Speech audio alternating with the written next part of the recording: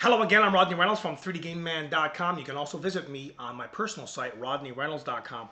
This Q&A video is pretty serious. It is about computer addictions. How do you curb it? In other words, how do you kind of control it, not let it control you?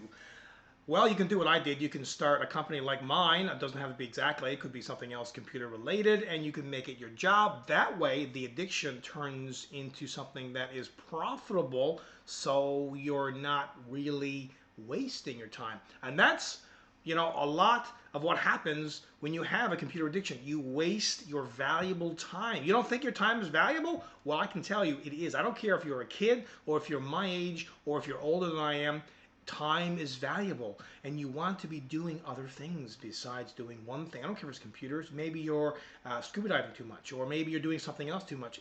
Those hobbies, those sometimes can turn into addictions, and they can affect everything: your friends, your family, your life overall.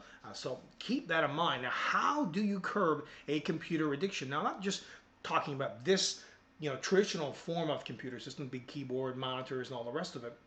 I'm talking about tablets, smartphones, anything that's connected to the internet. You can play games on.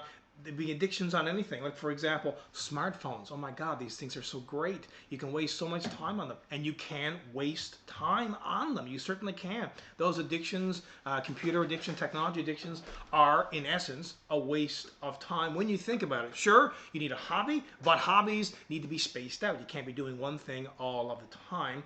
So yeah, that's at least that's how I see it, and that's what I try and do in my life. I try and I pour a lot of time into this, but it is my job, so for me, I can justify it. But if you're working a 9-to-5 job and you come home and all you're doing is spending 5 hours, you're not around your kids, you're not around your wife, your husband, whomever, you're just on the computer playing games on the internet, you are wasting time. You could be doing something else with that particular time. We need to spend time, of course, on our hobbies, but you can't spend too much time on your hobbies. Just think about, like, for example, let's just say that you like to, I don't know, if you like to do mountain biking, but if you don't necessarily go mountain biking 5 hours a day, do you?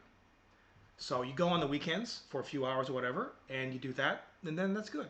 You know, limit the time that you spend, and for God's sakes, get out of the house, get out of the office, get out of wherever you are on the computer system, and be physical. Get involved with other people. Maybe volunteer. Maybe do something other than the computer stuff, because as soon as you can break away from it, as soon as you realize that you have an addiction, then that's a good thing, because then you can kind of like put it on the back burner and spend more time doing something else.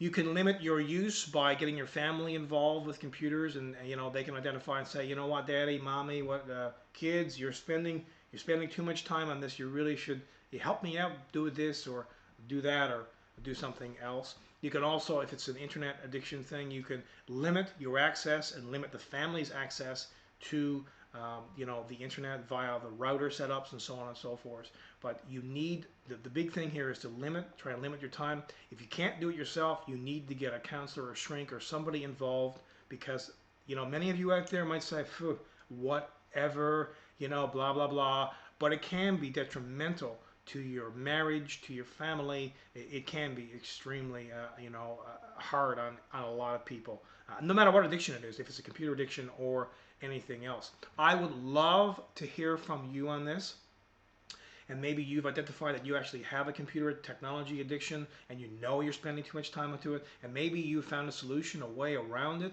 I'd love to hear from you on that. Come on over and you can post a suggestion, a comment, and maybe those comments and suggestions can help a lot of other people as well. I will provide the link below. Well, I hope this answers your question, and keep your questions coming.